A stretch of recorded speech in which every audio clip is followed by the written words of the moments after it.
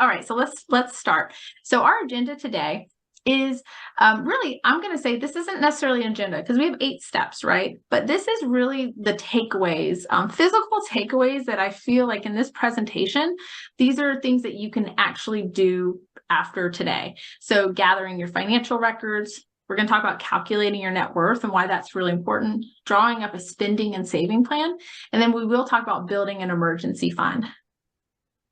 The other thing I will say too before we continue is at the end of this, there is this idea that this is a financial plan. What we're showing you tonight is really when people talk about what is your financial plan or what's your plan, everything that we're talking about actually goes into a financial plan.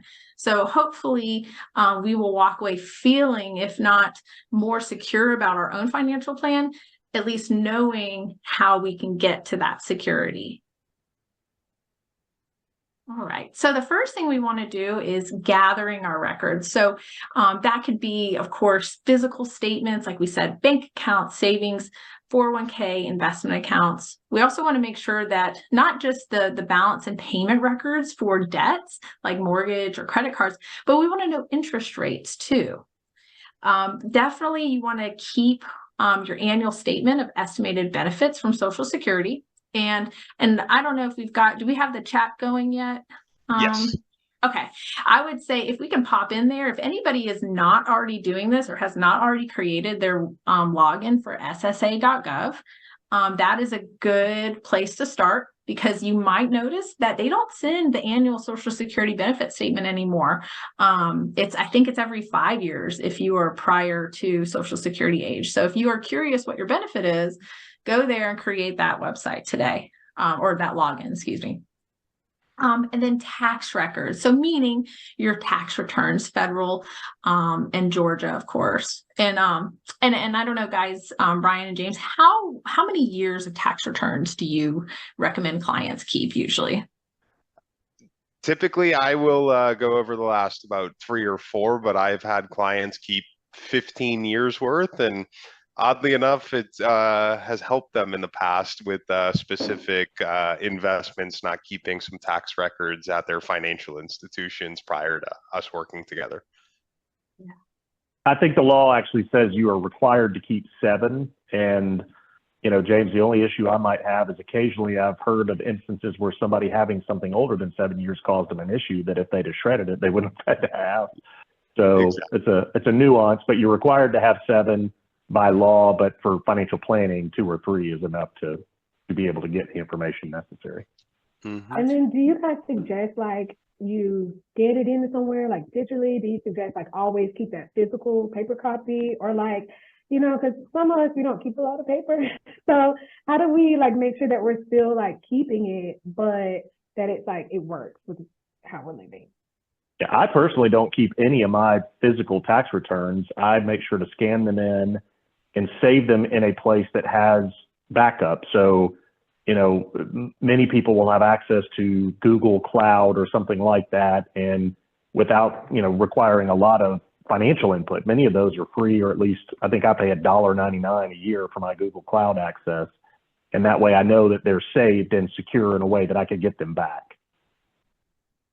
That's a good, yeah. And it might be a combination too. So you might keep a binder for, a few things that you like to keep in paper, things that you have to, right? Like life insurance information or something like that, or state documents, but maybe it's a digital record for the bigger tax returns and things. I like that. And I think Brian hit it right on the head is make sure there's a backup of it somewhere. I've heard so many horror stories of the computer crashed, can't get into it, things can't get recovered.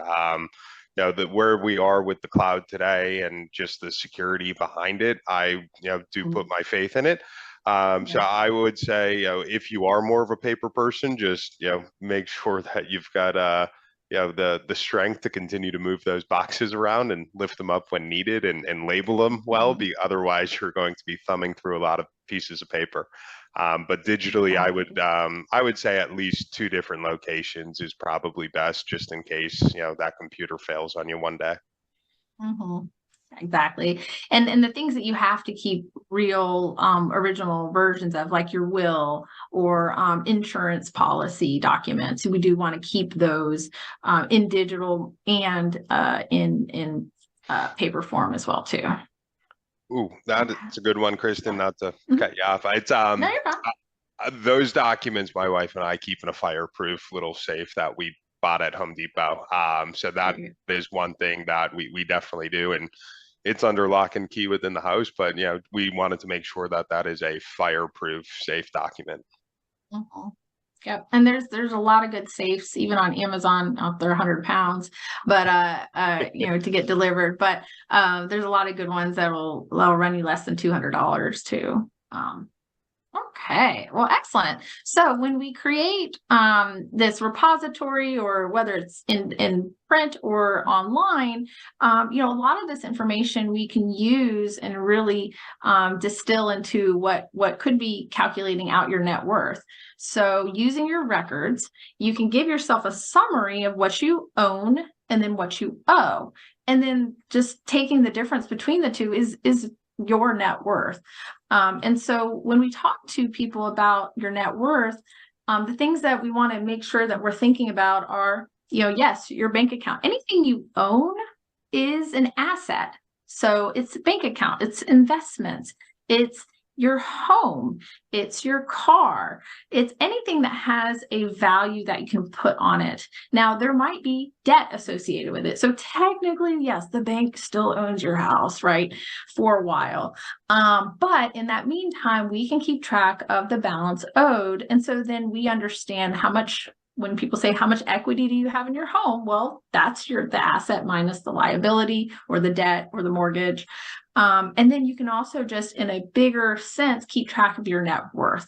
And so I always recommend, when I start working with a client, that we're just trying to just understand, we're building up our investments and we're trying to just get to a place where we want to know that we're making a difference in our financial lives. Track your net worth, because there's this beautiful thing that happens when you pay down debt and your investment values go up, whether by saving or just by the market, the stock market. Your net worth goes up. It's beautiful. And so if you ever feel like, oh, the market's down, or my 401k is just is doing really crappy right now, calculate out your net worth, and I bet you it's in a positive direction. And so that's something that you want to do. I would say, how often, you guys, Brian and James, do you guys recommend taking a tabulation of the net worth? What does that look like? I think once a year is plenty. I think it's a good way to kind of tidy up your year. And, I do this generally around this time for myself personally. And that way you're just kind of checking on things and seeing if anything stands out, and you can see if you're making progress or if you've had to step back for whatever reason. And the biggest thing in financial planning is not that you don't have challenges. It's that, how do you stop and course correct? And if you see your net worth declining in a year, ask yourself why that happened, and see if there are things you can do that are in your control. If it's the market went down, that's one thing. But if it's, I spent too much, then that's a way to look at it and not let it go years before you make changes. Mm-hmm. Yeah. At least once a year. It's something that we do for clients, and to Brian's point, do personally myself at this point in time. I take a snapshot on January 1st of each year and take my account balances and kind of just project them out and see what the track record has been. And if you look at the short-term debts there, and your credit cards go from 4,000 to 10,000, to Brian's point, something in your control. If your 401k goes from 10,000 to 8,000, well, we know that necessarily wasn't in your control day to day. And so it gives you a sense of where you're allocating the hard-earned dollars that you make each and every day and in year, where they go and how they are helping or hurting your net worth as you take a look at those snapshots. Exactly. And James, it occurs to me, does everybody know where the chat is? If you have a question you want to type into the chat, because there's a specific button at the bottom. If you want to type a question in while we're chatting or while we're talking, we can be answering questions that are asked specifically that would not interrupt if people want to do that. And that's going to be at the bottom of your screen. If you're looking at the screen where we're sharing the screen and you see Kristen, at the bottom of your screen, kind of to the far right-hand side, I think it should say more for most everyone. Oh. And then you click on that. And then maybe 1, 2, 3, 4 levels down, it might say chat. Also, I see a shortcut that says on your keyboard, you can press Alt, like Alt, and H. So if that helps as well. Great point, Brian. Thank you. But yeah, that's Yeah, where Thank the you, chat Brian. is. Also, that is where, in that same kind of area where you might see it says reactions if you look all the way down. So if you want to heart things that we're saying or laugh at things that we're saying without actually having to get on there, that's also a good place too. And maybe later in the Q&A, Yeah. it'll help if you need to raise your hand and stuff like that too. Thank you, Brian. Excellent. Thanks, guys. All right. So number 3. So and I think this goes without saying, but I know there are questions about retirement and retiring and how do we address that? Well, it is, you have to start with all of these things. Like there's just not a way to plan for retirement without knowing your net worth, without knowing having your documents, and without now, of course, setting up a spending plan, or to at the very least understand where your money goes. So in our example, we say get out your checkbook, your credit card statements. We had a really good discussion last time in our last partner event with Atlanta Beltline about the spending plan and how we address budgeting. I try not to use the B word. It's spending plan, even though our picture says it. But it is a spending plan. And why is that? Well, sometimes we really just want to know where we're spending. We're not necessarily budgeting. So it's really two different things. And so we always try to get across to clients that if you have a financial goal, like you want to save up for a certain type of goal, like an emergency fund, or you've got an annual trip goal that you want to save up for, something like that. Well, it might require you to then budget.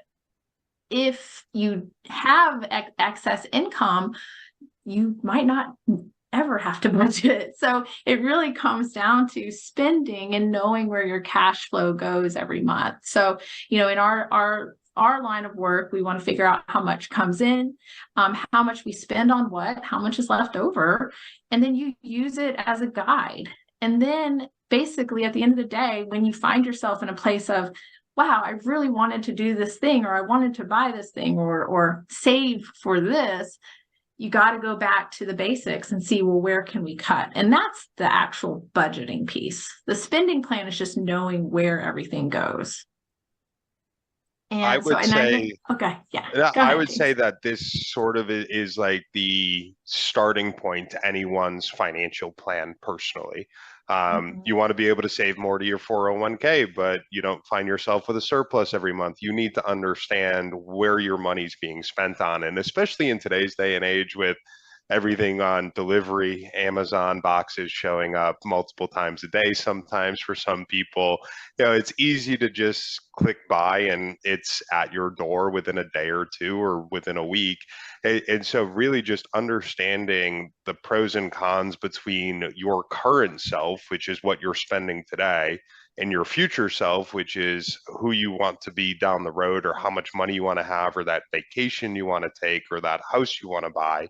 It's about making sure that you can align what you want to enjoy today while still putting an emphasis on tomorrow.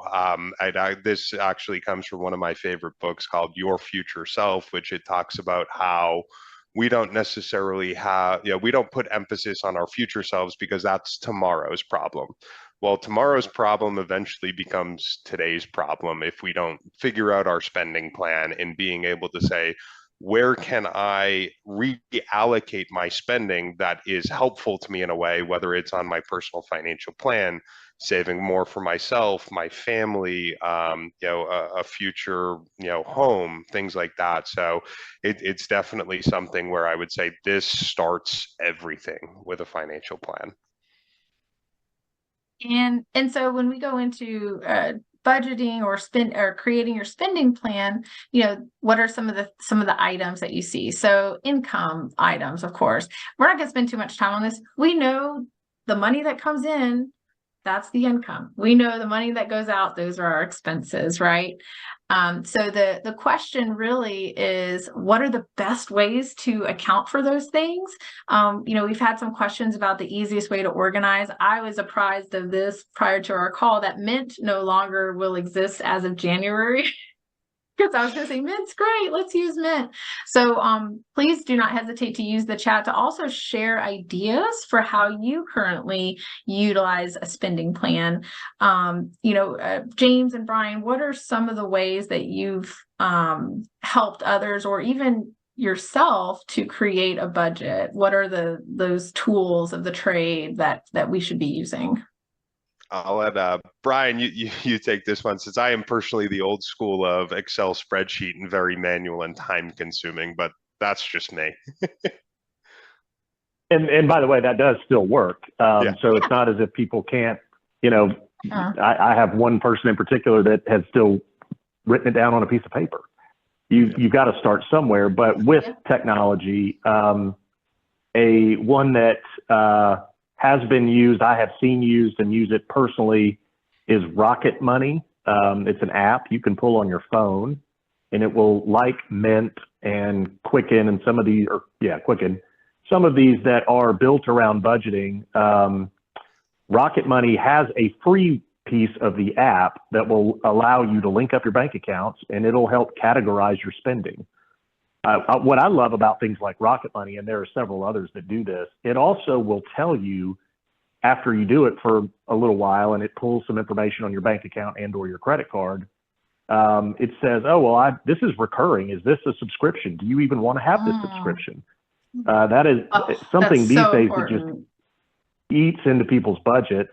There's actually an app on your iPhone, it's not even an app. You can go on your iPhone and it won't pull every single one of them, but if it somehow goes through one of your apps on your phone, your iPhone will tell you if you have a subscription. So that's a good place to start. It is by no means the only. I see Chris is saying, you need a budget, ynab.com. Probably, good one. Probably a good resource. I've never seen it, but yeah, there's probably a lot of them out there. But the last thing you want to do is get yourself paying for something else when you're trying to stop paying for things. So I do know that Rocket Money has a free feature. It just won't do everything that the paid does, but it does a lot. Yeah.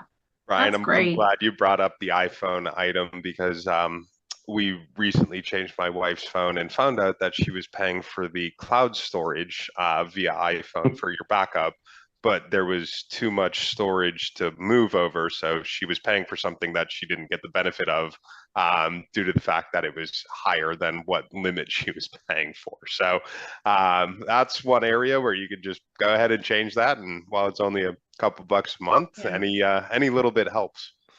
Yeah. And if you like, I'm looking on the main page of my iPhone, there's 4 pieces down after you find your Apple ID, it says subscriptions, and it will literally tell you all the ones that it sees right now that I'm paying for. And I'm looking at some of these going, oh man. And Apple has raised the cost of several of them too. So I've definitely done the same. And I'll also say I just recently come across Truist bank account. They have added in a portion where they have a snapshot. Like every time you log into the app, they have like a snapshot of all your spending, and it kind of like does graphs and everything, and it shows you like the categories. And so that's something that kind of, they just did like a retool of their app and their digital assets. That's something that, to me, I'm like, oh, now that, that's the right thing, That's a good credit point, cards Mary. do that too. Like American Express does that, I know. So if you end up, if you're someone who can funnel all of their spending into one source, like Amex or Truist or Wells Fargo or Bank of, then you can use their tools to then analyze how you spend. And so I'll reiterate, that it's really a 2-step process. It's first, it's analyzing, and it's just seeing where you are. We're in a great spot. We're at the end of the year. You've got an entire year worth of data. You can look at what you've actually spent and it's spent. Don't start budgeting yet. You start budgeting when you realize when you say you have a goal. So you have a goal to pay off a credit card. Well, how much do I need to take out of my spending to allocate toward paying off that credit card, right? I have a goal to save more. Okay, well, how much do I need to take out of these existing expenses now?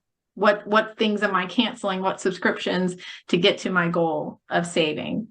Then somebody had asked us, how do I realistically start a budgeting routine and stick to it? I was just going to bring that up. Yeah. So what would you say to that, James? Like how do we actually, it's fun to say it and say, oh yeah, let's put it on a piece of paper. And people do it. And so my wife and I actually go through we call it our spending plan because I don't like the budget word either. And actually we do it once a month after the credit card statements close. And my recommendation, so we've done it for a multitude of years, and my recommendation is to keep it fun. We end up cooking dinner and opening up a bottle of wine to do it.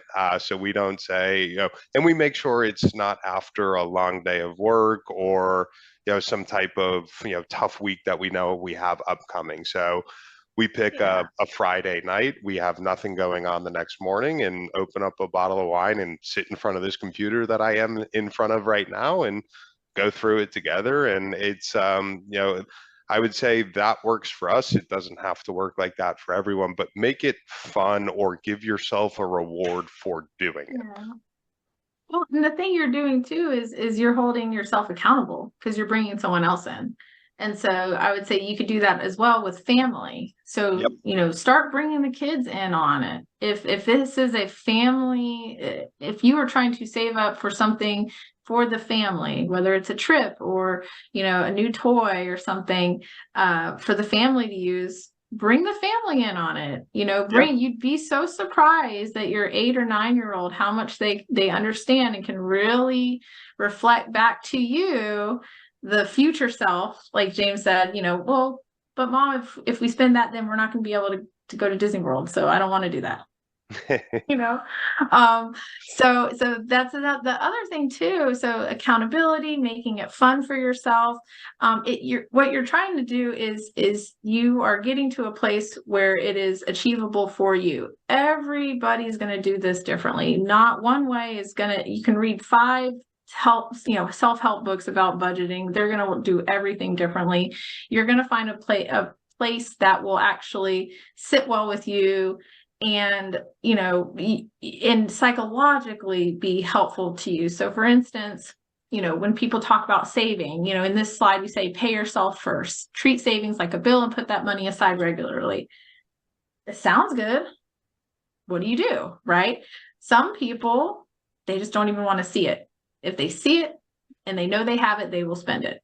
So you set an automatic transfer. This is extra money for you. You set an automatic transfer to a savings account that does not have a brick and mortar bank. Maybe it's an Ally or some kind of online bank.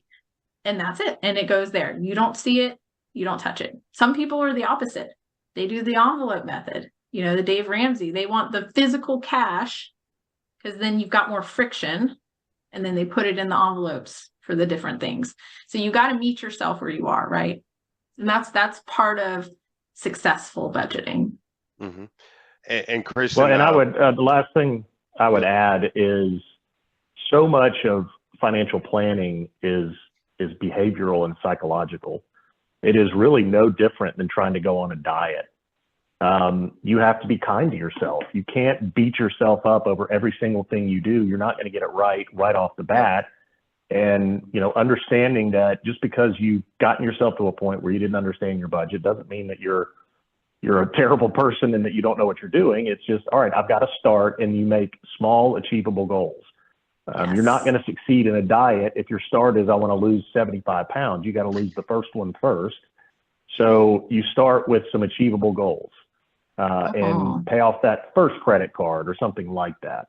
So it's a process, and wealth is not built overnight. It is a long-term. I always tell my clients, we're going to bore you to wealth. It's going to take a long time, and you're going to wake up one day and be there. but don't expect it to just magically happen. Yeah. We'll talk about investing, but it's like, what does Warren Buffett say? Good investing is like watching paint dry. Yes. Yeah. It's not a wild and fun ride. It's just time. Good. Well, and then, so just speaking of, making your money work for you, that's part of it. So if we have these savings goals, especially right now, your emergency fund at your bank, could be earning upwards of 3 to 5% right now, with interest rates where they are. But if you're not, that savings goal, that the amount that you can carve off because you've canceled X subscriptions, well, now you can add more to your 401k. And now you can get more of the company match. Maybe now you can max out the company match. So you're just you're starting to just multiply those efforts because of that one decision to save more. All right. So building an emergency fund. So we've talked a little bit about this. An emergency fund is really just that cornerstone. If you can imagine, there's so many Americans right now that are in a tough spot because, we don't have a couple $100 saved to weather a storm. So, I was leading a workshop, it was years ago, and I was talking to a woman and, speaking of goals and where to start. And she said, I had just started saving my emergency fund. I got $100 in the bank for it. And wouldn't you know, my car battery went out. I was like, how much does this cost? I don't know. They're $100 about. And so you have to just imagine that emergency fund is to keep your whole financial life on track, because so many things can just go off the rails when now instead you didn't have your emergency fund. So now we had to borrow at some high interest rate. And now we're chasing our tail over and over again just to get above negative. So that emergency fund is something like your future self, again, to quote James, will say thank you. It's not a fun, exciting thing. It's money that's going to sit there. It's not going to do anything, but that's the point. It's supposed to give you comfort. The amount, we'd say aim for 3 to 6 months of expenses, but start small. Like Brian said, achievable.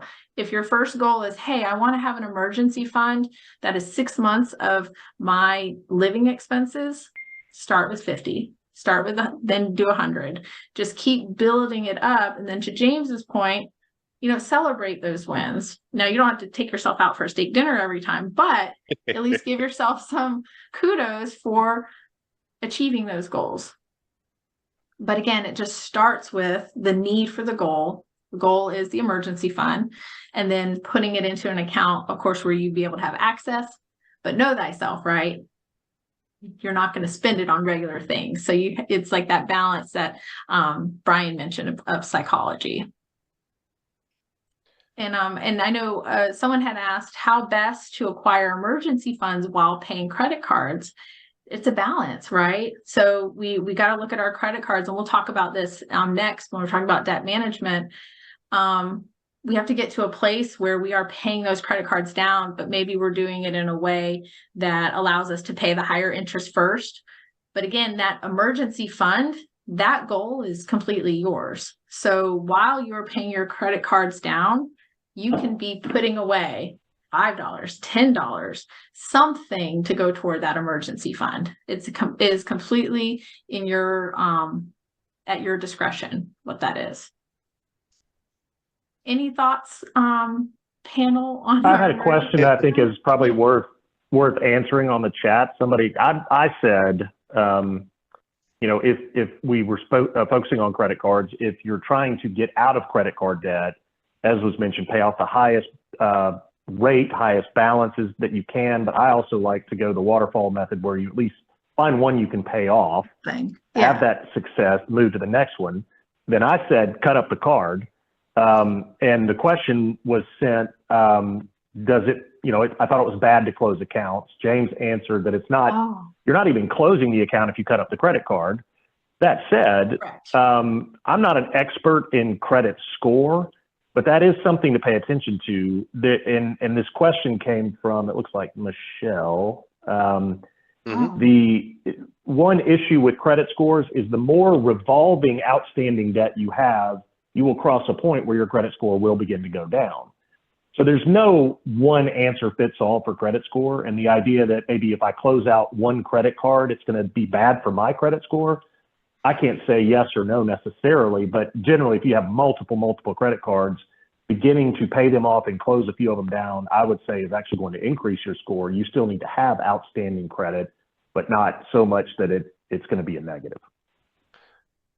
And, Yeah. and I would add to that, if you're looking to pay off or down credit card debt too, just having it in one or two credit cards becomes psychologically that much more manageable rather than Yeah. trying to look at all the different apps. If one's American Express, another one's Chase, Visa, Bank of America, whomever, it can just, you almost get like a paralysis by trying to keep track of so many. And I had mentioned this in the chat as well, but once it gets to a manageable position and you maybe have closed one of them down, it would impact your credit score to open up a new one. But if that one has 0% for 12 months and you're in a position to pay it off within 12 months, that's a great way to not accrue any more interest while still getting that debt completely paid down. Mhm. Yeah, and I'll say too, if you do close a card, it's a ding for a little bit, but you bounce back pretty rapidly. The thing that you just want to make sure of is what Brian mentioned, is that credit availability that makes up 33% of your score. So that's might be 34, a big piece of your score. So if you have all of your cards added together, you've got 30 grand worth of availability. That's great. You might not want to close the card because now you've got 20 grand, so to speak, or you just don't want to run up the cards to where that little sliver of credit availability is so small. You just want to keep it very low. But I agree, if you do want to close it, just to again know thyself, it'll ding you, but not for very long. I also, a friend shared with me one time, they were working with a financial planner, and when they were talking about their credit cards and keeping the amount available and trying to not use the card or only use it in emergencies, one of the suggestions was take your card and like put it in a cup of water and in the freezer. And then if you really need it, and so like when you're thinking about using it, you're going to have to wait for it to thaw. And that'll give you some time to really consider whether or not it's something that you're needing to use or not. Or I guess if it's an emergency, you're gonna like get an ice pick and chip away at it. But either way, that was some of like in his beginning, of trying to like get a grip of his finances and manage credit cards. That was something that really helped him to take that period of thought before actually like using it and just seeing other things. Yeah, that's a good point, and a good method. And again, that goes to that know thyself. That was something they physically needed a barrier. All right. Well, speaking of, so, we're talking about minimizing debt here. So in this instance, we're just showing an example of how interest really works, especially if you use it to finance something for your home. In this example, you're paying upwards of $2,200 for nothing. So that's the idea, is ultimately that's what the credit cards situation will do for you. You're just paying interest for nothing. So we just want to get to a place where those higher interest ones, and Brian had brought this up, whether you're doing that snowball or avalanche method or waterfall method, really get to a point where it's meaningful for you. So I work with clients, and I would say 80% of clients that I work with that are doing a debt management strategy, they don't do the snowball. They do the avalanche. Is the avalanche is the lower interest rates, right? Or sorry, the lower balances. Which is the lower balance? Anyway, and they're all related on some levels. Yeah. Yeah, so they'll do the avalanche. It feels better to most people to have a small credit card debt. It's very low interest, but the fact that you paid it off feels really good. So then you take that payment and then you roll it into paying it down. So you're going to figure out what is going to resonate best with you. The fact that you are applying to it is what's really, really going to be good for your financial plan. Mhm. And the And then we key make, to say, oh, go ahead. and it may Mhm. say it on here, but don't Yeah. think you're making any headway if you make the minimum payment. That is designed to keep you in that debt forever. So Absolutely. you must make more than the minimum to begin to dig out of those balances. Yes. And so much so, if you flip your credit card statement over, I think under the Obama administration, the credit card companies were now required to put a giant number of how many years it would take for you to pay off that debt if you make the minimum payment. So to be explicit to say this will not work, then it's absolutely true. That's a good point. The other thing too, before we go to our next section is, don't ever feel like you are at the whim of the credit card company. If you are at a point where you're just like, I don't know what else I can do, these payments are ridiculous, call them. Ask to talk to a supervisor, be polite, let somebody know that, hey, I want to see what kind of programs you have. Can I qualify for a lower interest rate? Write everything down. The point is that you are the customer and they should help you. So more often than not, we just think that, they're not going to do anything for us, but they actually have whole departments because they want to keep people in debt. So that's the point, is you just ask. Do not be afraid to ask.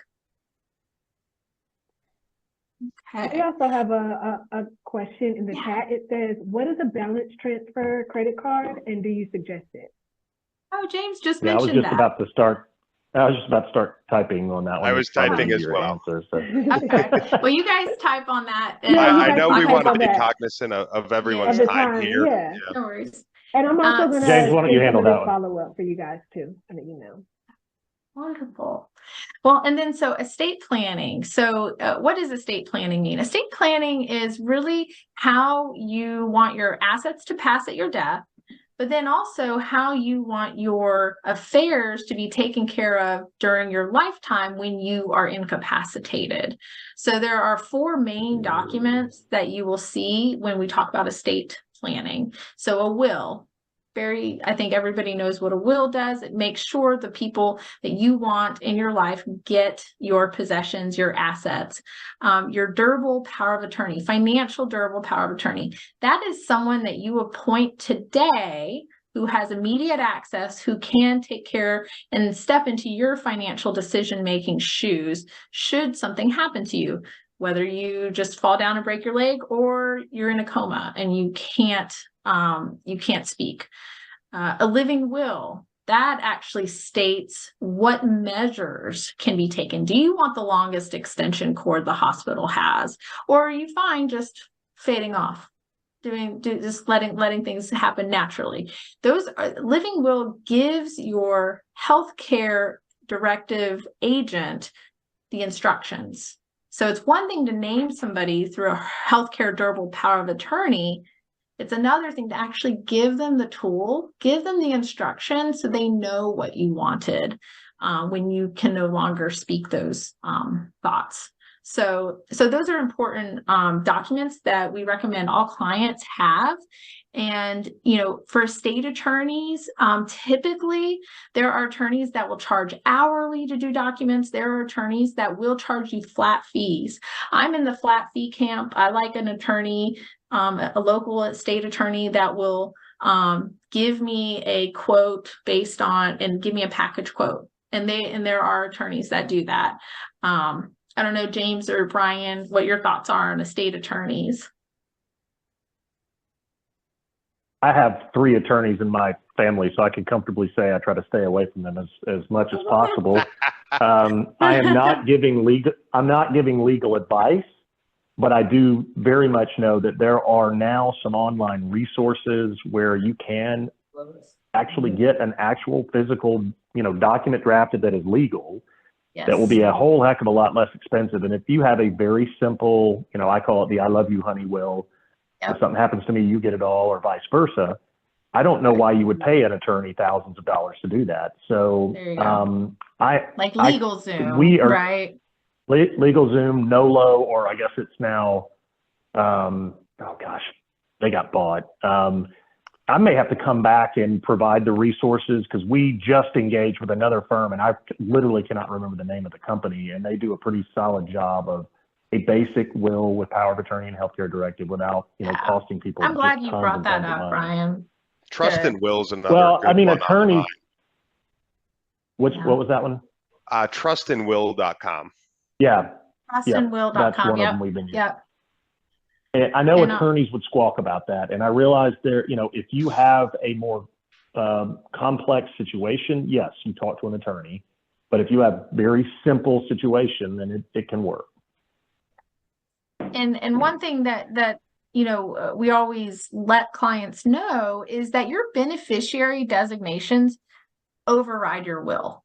A lot of times people think, I have a will, everything's set, I'm good to go. No. If you named your ex-spouse as your beneficiary on your 401k and you never changed it when you got divorced, they are still your beneficiary on your 401k. It does not matter what your new will says.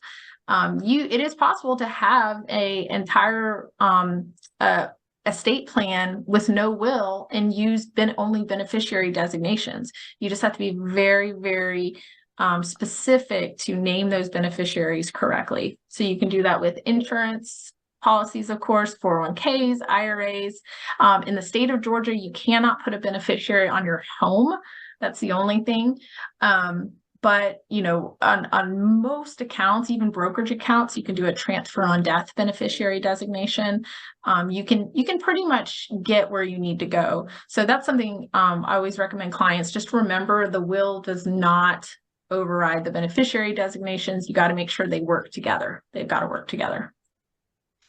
Okay. All right. And then insurance. We talked a little bit about this with your insurance, with your documents to save. So ultimately, why do we buy insurance? Whether it's car insurance or life insurance, we're just trying to weather, possible disaster, even, with your homeowner's insurance too, right? You pay those premiums, but you pay the premiums for the anticipation that if something horrible were to happen, well, you've got the coverage for the main thing. I won't go into more detail of how insurance works, but just think through the different types of insurance. You've got your own health coverage, life, disability. So I know a lot of us are probably going through open enrollment right now.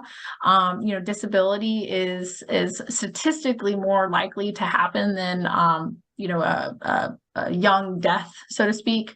So just make sure that you are setting yourself up and doing it in a way that allows you to still have a successful financial plan. Property, so P&C, property and casualty, automobile, renters, homeowners liability, things that you want to talk about with your insurance agent, that relationship of deductible to premium, right? So if you have a higher deductible, well, that's a bigger cost to pay. If you have good cash flow, it might make sense to have a higher deductible to get a long-term lower premium, things like that.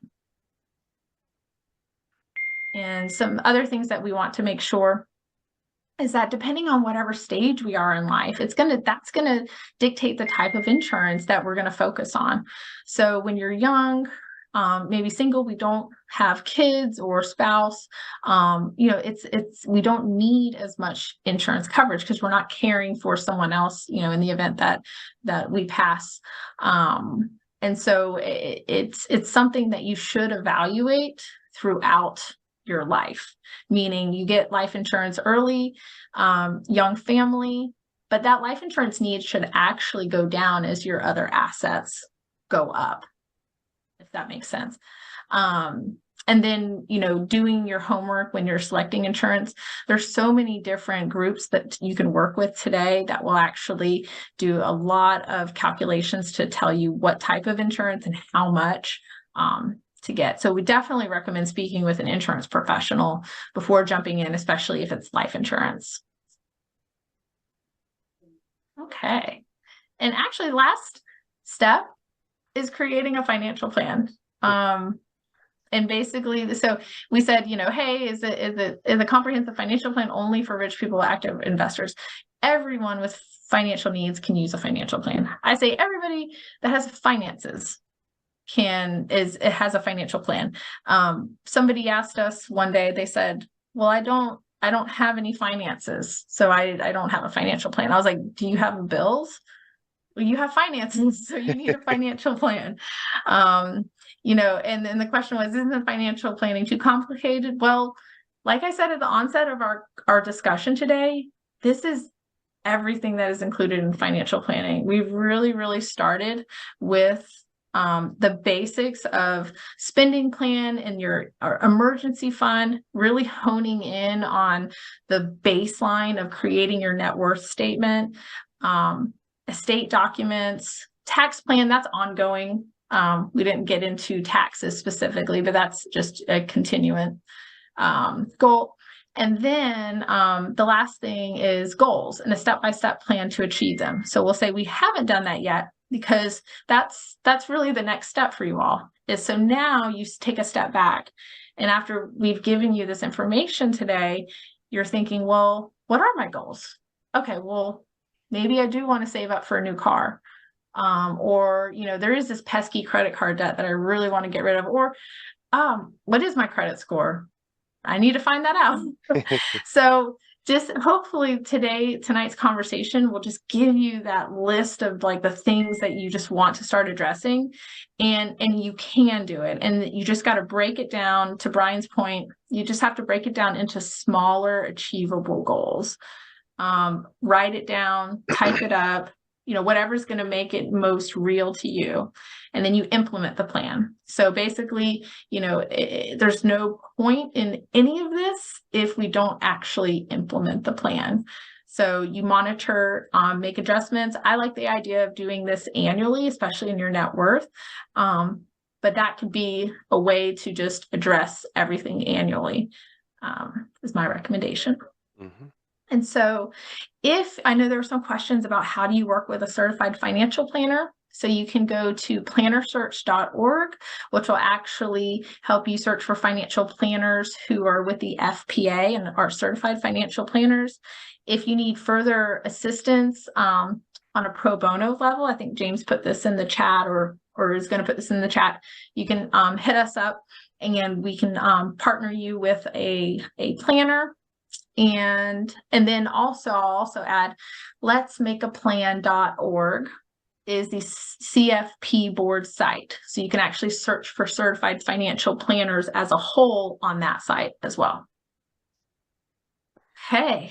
Yes, and we've actually had some individual requests come in during the presentation. So y'all are wonderful today, and hopefully you found this informative. But yes, I just put the FPA pro bono link in the chat again for anyone looking for more one-on-one help. To Brian and Kristen's point, just start anywhere. Don't look at everything you need to do. Just start in one location and say, okay, this month I am going to attack my credit card debt. And then once that's under control, I can look at savings or my emergency fund and really just take those small steps to implement. All right, I'm gonna head out, guys. I've got a baby that needs to get in the bath. And you guys, it was great talking with you tonight, and hope you guys have a wonderful evening. And thank you for all the great questions. Thank you guys. It was a great class. Thank you. Thank you. And before you guys, the participants leave, I just want to let you know we're going to follow up again with the recording, with surveys. And then I'm also going to work with James and Kristen and Brian on some of the questions. If we didn't get to your question that you might have sent to us in the Eventbrite when you first registered, I'm going to try to kind of go through and see what we can pull out so that we can follow up with you. But also, please look forward to there being more opportunities available. Thank you guys for signing up for the one-on-ones that James had put out, but we'll also have more throughout the year with the partnership and FPA. So thank you guys a lot for asking all these great questions. I hope that this was very helpful to you guys, and I hope that you guys will join us again very soon. Thank you so much, Marianne. Thank you. Thank you.